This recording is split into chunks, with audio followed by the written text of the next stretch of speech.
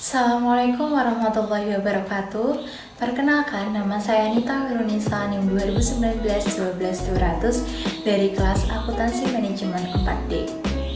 Pada kesempatan kali ini, saya akan menyampaikan materi tentang Good Corporate Governance atau GCG, Corporate Social Responsibility atau CSR, dan yang terakhir yaitu perataan laba. Yang pertama, kita akan bahas tentang Good Corporate Governance. Good Corporate Governance atau GCG merupakan sistem untuk mengatur struktur dan mekanisme dalam perusahaan sehingga mampu mendorong efisiensi dan kinerja perusahaan. Prinsip-prinsip Good Corporate Governance. Good Corporate Governance mempunyai 5 prinsip, diantaranya yaitu transparansi, akuntabilitas, responsibilitas, independensi, dan kewajaran. Contoh kasusnya adalah suatu kasus yang menjadi sorotan LPD di Kabupaten Bandung adalah kasus dari LPD Desa Ada Kapal yang mengalami kerugian hingga 10 miliar lebih. Berdasarkan data tersebut membuktikan bahwa masih ada beberapa LPD di Kabupaten Bandung, sistem pengelolaannya masih kurang baik dan cara yang dapat digunakan untuk mengatasi hal tersebut adalah dengan menerapkan tata kelola perusahaan yang baik yang dikenal dengan istilah Good Corporate Governance atau GCG. Dengan menerapkan tata kelola perusahaan yang baik, kinerja perusahaan akan menjadi lebih baik dan akan meningkatkan profitabilitas serta akan menarik investor nasional dan investor internasional.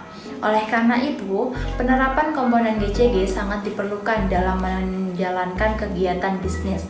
Berdasarkan hasil penelitian yang dilakukan oleh Mat Yunita Chandra Dewi dan I Ketut Yatiana pada tahun 2021 yang berjudul Penerapan Prinsip Good Corporate Governance pada Kinerja Berbasis Balance Scorecard di LPD Kabupaten Bandung yang diperoleh dari 72 sampel LPD di Bandung dengan menggunakan indikator aspek tarif yang masing-masing mempunyai 4 penerapan dan data yang digunakan adalah menggunakan data primer dengan kuesioner dan dianalisis dengan regresi berganda.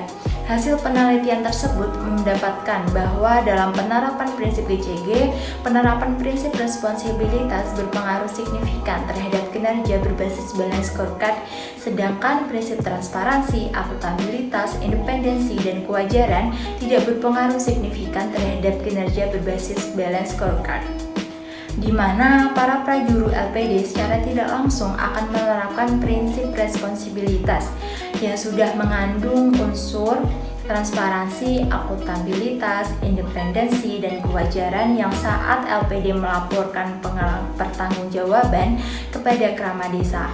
Jadi, penerapan prinsip-prinsip responsibilitas adalah salah satu faktor pendorong tercapainya kinerja berbasis balance scorecard yang lebih baik. Yang kedua yaitu Corporate Social Responsibility atau CSR. Pengertian dari Corporate Social Responsibility atau CSR adalah bentuk tanggung jawab dari perusahaan dalam mengatasi masalah sosial dan lingkungan yang diakibatkan dari kegiatan operasional perusahaan. Oleh karena itu, CSR berperan besar dalam meningkatkan nilai perusahaan. Pengaruh CSR terhadap nilai perusahaan. Nilai perusahaan adalah persepsi investor antar keberhasilan perusahaan dalam mengolah sumber dayanya pada akhir tahun berjalan yang ditunjukkan dari harga saham. Nilai perusahaan merupakan indikator kinerja yang penting bagi perusahaan-perusahaan go public. Nilai perusahaan yang ditunjukkan dari harga sahamnya merupakan alat ukur bagi pihak-pihak yang memiliki kepentingan untuk mengetahui bagaimana image perusahaan di mata publik. Saat publik menilai harga saham perusahaan lebih tinggi dari harga bukunya, maka hal tersebut mempresentasikan tingginya nilai suatu perusahaan. Salah satu indikator yang bisa digunakan untuk mengukur nilai perusahaan adalah rasio Tobin-Skid. Rasio Tobin-Skid dapat menunjukkan performa manajemen dalam mengelola aset perusahaan. Rasio Tobin-Skid dinilai mampu memberikan informasi yang paling baik karena bisa menjelaskan beragam fenomena dalam kegiatan perusahaan. Penurunan nilai perusahaan bisa disebabkan oleh keadaan asimetri informasi yang dapat menyebabkan turunnya minat investor untuk berinvestasi, sehingga berpengaruh pada harga saham yang berdampak pada menurunnya nilai perusahaan. Pengungkapan sukarela atau voluntary disclosure dalam laporan tahunan merupakan cara yang dapat dilakukan perusahaan untuk meminimalisasi terjadinya asimetri informasi. Salah satu bentuk pengungkapan sukarela yang dapat diberikan oleh perusahaan kepada para investor adalah dengan cara menyajikan informasi tambahan berupa pengungkapan Corporate Social Responsibility atau CSR dalam laporan tahunannya. Perusahaan yang menerapkan CSR secara berkelanjutan akan membantu dalam mengembangkan masyarakat serta membangun citra dan reputasi perusahaan. Contoh kasusnya yaitu fenomena yang terjadi pada perusahaan consumer goods yang mengalami fluktuasi nilai perusahaan setiap tahunnya. Pada tahun 2016, rata-rata nilai perusahaannya sebesar 3,83, kemudian meningkat menjadi 4,37 pada tahun 2017 dan mengalami penurunan kembali pada tahun 2018 menjadi 3,9. Fenomena tersebut menunjukkan bahwa meskipun produk dari sektor industri consumer goods begitu dekat dengan masyarakat, namun belum menjamin bahwa sektor ini akan terus konsisten mengalami peningkatan kinerja saham setiap tahunnya. Fluktuasi nilai perusahaan tersebut biasanya dikaitkan dengan informasi yang dimiliki oleh investor, yang sebagian besar bersumber dari publikasi manajemen. Dalam mengelola perusahaan, manajer dituntut agar dapat memenuhi ekspektasi dari para investor. Sedangkan investor tentunya berharap agar harga saham yang terus mengalami peningkatan. Sehingga manajer dituntut untuk mendapat mengelola perusahaan dengan baik agar harga saham perusahaan tidak menurun. Konflik kepentingan dapat terjadi antara manajer dengan investor yang dikenal sebagai agensi konflik. Perbedaan kepentingan mengakibatkan adanya perbedaan kebutuhan informasi perusahaan antara pemegang saham atau prinsipal dan pengelola perusahaan atau agen. Terjadinya ketidakseimbangan kondisi ini disebut asimetri informasi. Untuk mengatasi kondisi asimetri informasi, maka dari itu perusahaan perlu menerapkan adanya CSR yang berkelanjutan. Yang ketiga yaitu perataan laba. Perataan laba adalah suatu tindakan manajemen perusahaan untuk meredam fluktuasi laba yang dilaporkan dari waktu ke waktu, serta bertujuan untuk memaksimalkan kekayaan perusahaan, mengurangi risiko perusahaan, meningkatkan nilai perusahaan, memenuhi perjanjian utang, mengurangi pajak dan biaya politik. Manajemen laba. Investor cenderung hanya terpaku pada laba yang tersaji dalam laporan keuangan tanpa memperhatikan prosedur yang digunakan oleh manajemen dalam menghasilkan laba tersebut. Begitu pentingnya informasi laba ini menyebabkan manajer melakukan tindakan yang membuat laba akan terlihat lebih stabil. Hal tersebut disebabkan laba yang stabil menunjukkan keberhasilan kinerja manajemen di mata investor. Salah satu cara yang sering digunakan oleh manajer adalah manajemen laba. Manajemen laba terjadi ketika para manajer mengatur pelaporan keuangan dengan mengelola transaksi sehingga mengubah laporan keuangan. Menurut Gantino, salah satu pola dari manajemen laba adalah perataan laba atau income smoothing. Manajemen ingin mendapatkan penilaian yang baik dari investor dan menarik investor untuk berinvestasi. Wang dan Williams menjelaskan bahwa investor akan lebih tertarik membeli saham perusahaan dengan laba yang stabil dibandingkan dengan perusahaan dengan fluktuasi laba yang tinggi. Praktik perataan laba. Perataan laba yang baik terjadi ketika manajemen mampu menciptakan kinerja keuangan yang stabil dengan keputusan bisnis yang dapat diterima.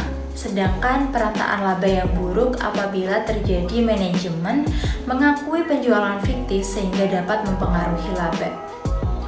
Praktik perataan laba dapat dilakukan dengan dua cara, yaitu naturally smooth dan intentionally being smooth by management.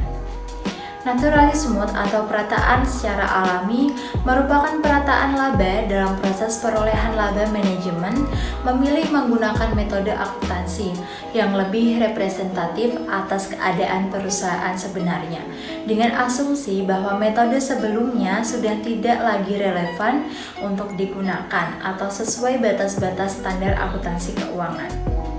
Yang kedua adalah intentionally being smooth by management atau perataan yang disengaja. Merupakan perataan laba yang terjadi ketika pihak manajemen memanipulasi waktu pencatatan akuntansi seperti memindahkan beban atau pendapatan dari suatu periode ke periode lainnya. Manajer melakukan perataan laba karena ada motivasi yang mendasarinya. Hizazi et al. Mengemukakan beberapa alasan manajemen perusahaan melakukan praktik perataan laba, yaitu yang pertama, mengurangi jumlah pajak yang terutang yaitu dengan menurunkan jumlah laba dan menaikkan biaya yang dikeluarkan perusahaan pada periode berjalan. Yang kedua, meningkatkan kepercayaan investor dan kreditur sebab laba yang relatif stabil cenderung memiliki risiko yang lebih rendah dibandingkan dengan laba yang berfluktuasi. Yang ketiga, menjaga hubungan baik antara manajemen dengan kreditur, investor, dan karyawan. Dan yang keempat, yaitu memperbaiki citra perusahaan, yaitu dengan menunjukkan bahwa risiko dari investasi pada perusahaan tersebut rendah. Contoh kasusnya yaitu terjadi fenomena adanya praktik perataan laba dalam laporan akuntansi pada perusahaan sektor perbankan di Indonesia. Adapun kasus terkait praktik perataan laba tersebut yaitu kasus PT Bank Bukopin Tbk pada tahun 2018. Dalam kasus ini ditemukan melakukan pencatatan tak wajar alias abnormal dari sisi pendapatan bisnis kartu kredit dan penambahan saldo cadangan kerugian penurunan nilai aset.